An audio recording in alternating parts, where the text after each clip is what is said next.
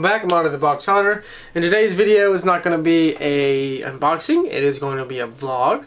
Basically going to be over my trip that I took to the Crypticon over in Kansas City. Now I drove 4 hours basically to get one person's autograph. Now I came back with more than just one, but that was my goal and my mission was to set forth over to Kansas City and drive 4 hours and get Keith David. Now the lineup was solid. They had a solid lineup. But Keith David was the one I wanted the most. Now we all know that Keith David played in the original The Thing. He plays a voice actor in the cartoon as I was growing up, Gargoyles, and he played in Platoon. And speaking of Platoon, that's the whole reason why I went and got this done. Now it's already got Tom Berginger's signature on it. It is JSA certified, so I figured I would have added Keith David. Now as you can see, it's very faint when it comes to his first name Keith and then David. Funny story is, like I said, he was leaving at 1 o'clock that day, so he was the first table that I went to. Now, there was like 10 people ahead of me, and I'm assuming that he was using the markers that he used the day prior.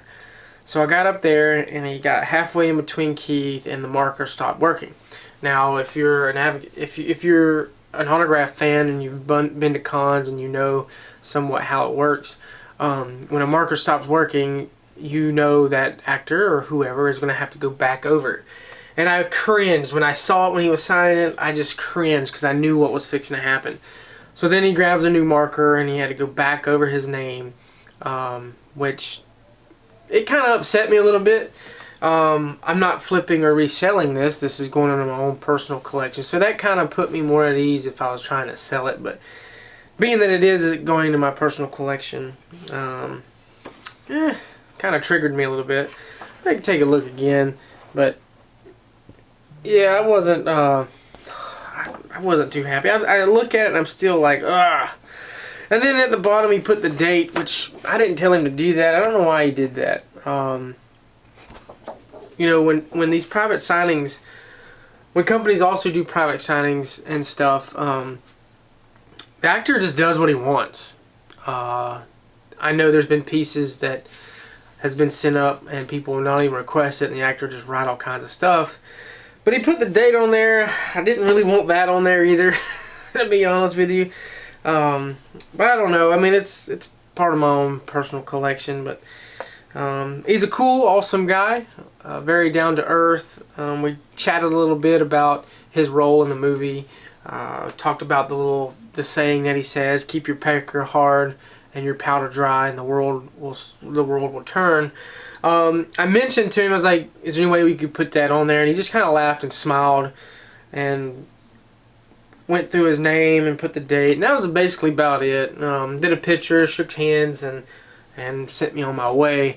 Now I know in cons, you know, the actors you got to get people through. I would have probably waited a little bit because I went straight to his table as soon as the gates open. So, but he was leaving at 1 o'clock, so I had to get it. 4-hour drive just for that. But that's one of the autographs that I got. And then right next to him was another actor that I enjoy, is Jake Busey. He played in Starship Troopers. He plays in the new series Stranger Things, and he played in The Frighteners. But I got him to sign this for me. I thought this was pretty cool. He asked me like 3 times what my name was, and I basically told him, I was like, I don't want no 2, just for the simple fact that I planned on in the future getting their autographs as well. But he's got a beautiful signature. His markers actually were in decent condition. So that's Jake Busey. Talked to him a little bit. That's a tall dude. You know, in the movies, it's movie magic. They don't. You wouldn't think he's like 6'3", 6'. He was tall and very stout. His hands were huge, but he was a pretty down to earth guy. Didn't really say much other than just how I was doing and thank you, you know, for being a fan. Nothing. No really much of talking with him. There again, there was people behind me, so. You know, that's what you get when you go to these cons. It's a hit or miss. Either you can have a good experience, but it was a good experience for the most part. I kind of wish I could have sat down with him like I did with Michael Bean at one of the cons I went to a few years back. We actually sat down and talked for like 30 minutes. It was awesome.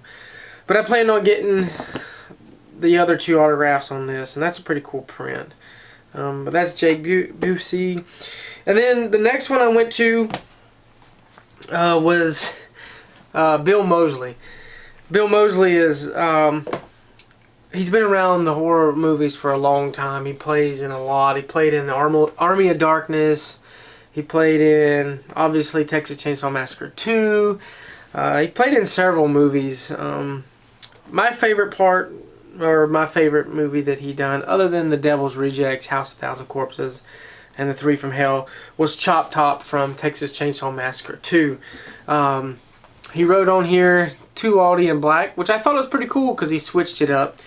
He wrote on there 2 Audie in black ink, and then I asked him, I was like, hey, and when I was talking to Bill, it was so casual, like me and my buddy. I was like, hey Bill, do you mind if you put Dog Will Hunt? Because in the movie Texas Chainsaw Massacre 2, he, you know, he screams out, Dog Will Hunt. And that was pretty cool. He was like, yeah, sure, no problem. And he was like, what else you want? So I thought that was pretty cool of him. And I said, just Dog Will Hunt, make it out to Audie, Bill Mosley, Chop Top. He even put Chop Top at the bottom. When I first got there, he was towards the end of the day, and I think that's where I screwed up. I should have went straight from Jake's table to his, but he had plates from, not from the actual movie, but they were like replica plates with like meat, and he would sign them. And they were like $50. I would have spent that money, but I don't know what the hell I was thinking. I went on to the next table, and then later on I went over there and saw him. Well, I didn't go to the table. I actually just kind of walked around, enjoyed all the booths and stuff, because I really didn't plan on getting any more other than that. But I saw him and got his. Cool dude. I asked him if he could put those plates on the website, so hopefully he does, because I'm gonna buy me one. I'm gonna put it in a shadow box. I think that'd be pretty cool. But Bill Mosley's definitely a cool dude. I think the next time I go to one of these cons, I'm going to bring my own markers. I'm going to bring some deco markers and just kind of like, hey, you know, could you use this? Because deco markers on prints just look so much better. I honestly hate Sharpies on prints. Just for the simple fact of what happened to the Keith David. You know, he was using a silver Sharpie. Horrible. And then the next table over was Michael Berryman. I'm sorry. This guy right here is cool as crap. And don't let his looks fool you. This dude is humble, down to earth, and he's all about the fans. That guy was left and right taking pictures for free. He offered free selfies, which was cool because, like, the person in line, boom, selfie. I mean, he was not skipping a beat. And he's an older gentleman too.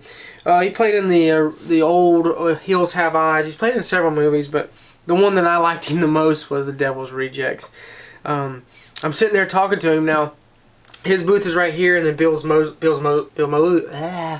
Mosley's booth is right here. And what's funny is we're going through quotes. Michael and I are talking these quotes throughout the movie, and I was like, my favorite quote was, he called me a chicken fucker, boss. And when I said that, Bill Mosley's right there, and he just started dying laughing. And Michael looked over at him and laughed. He's like, yeah. He's like, Rob, he just threw that line at me. I just had to roll with it. And I thought that was pretty cool of him. So on there he put 2 Audie, and he said, do you like, and he drew a little chicken. It says, do you like chicken? Michael Berryman. He's got an awesome signature too. But he's pretty cool. I like Michael. Down to earth dude. He's got a beautiful wife. And then I swung over and I hit Sid Haig. Sid Haig's birthday is actually today. When I went up there, he's 80, and I don't know, maybe when he's acting, he's got a different spark in him. He's very active and he's outgoing on the movie screen. In real life, when you talk to him, he talks really low, and he doesn't have that spark like you see him, like Captain Spaulding or something like that. And I know acting and in real life is 2 different things.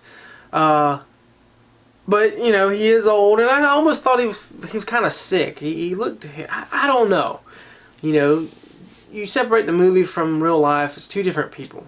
I mean, they bleed the same color we do and put our pants on the same way we do and all this. But he was very soft-spoken. So I had my print, and there was a little bucket of chicken sitting right there off to the side. It wasn't like it was presented with all the prints. And his handler, I think it's his handler agent, and I was like, hey sir, I was like, by chance, are those being sold, and can I get one?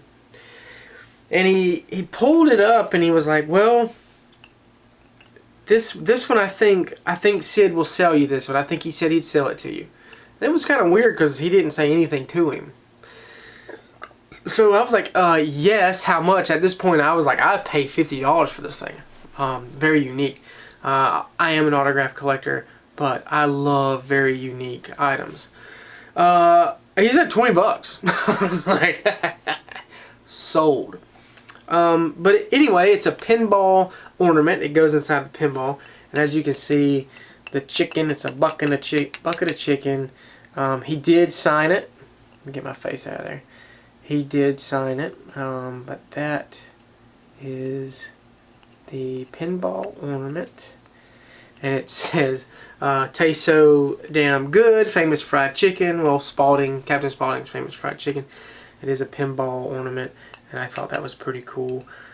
And signed by Sid Haig. This right here is probably one of the coolest, most unique items that I have in my collection. I have a lot of autographs and a lot of unique items, but this one by far really touches my heart. I enjoy this. This is better than any print that I could have got from Sid.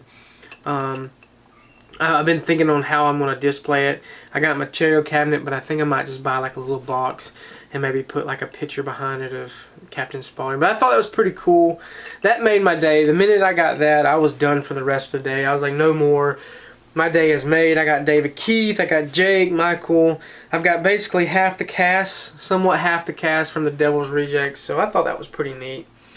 So I moseyed around on some of the booths and stuff, and I came across Rotten Rentals. Now, I did an unboxing, I think about a year or two ago, of Rotten Rentals, and about 6 or 7 months ago I went on there because I was going to order some. I like the little things they come with. They're pretty cool. The one I ordered is The Shining, and I was surprised because when I went on the line it said we're taking a break, blah blah blah. So I was like, okay, normally when they say they're going to take a break, they're normally going to be shutting the doors. So the two that were there, I was like, so are y'all just doing cons, or is the website back up? And they say, well, we're under new ownership. We own it now. The person that we were working with didn't want to do it anymore, so it was like, well, we'll buy the business. So that was awesome. If you're not familiar with Rotten Rentals, they make like these VHS boxes that you could got from your local hometown movie. I mean, it's a VHS box, and of course, RoboCop. But you open these up, and they've got like Pogs and little fake toys and spiders. Some of them come with candy. I got a little vampire eraser, and then they advertise other companies like this artist here, Zombie Canvas, Zombie on Canvases. So, you know, little artists they kind of advertise, and that's a button. And then they come with the bread and butter, basically, of the packs, are your Dinosaur Attacks. These are like 1988 cards. Remember those? You can get those at the convenience store. Battle cards. You know, little old school Casper stickers. Remember when that movie came out? This was 1995.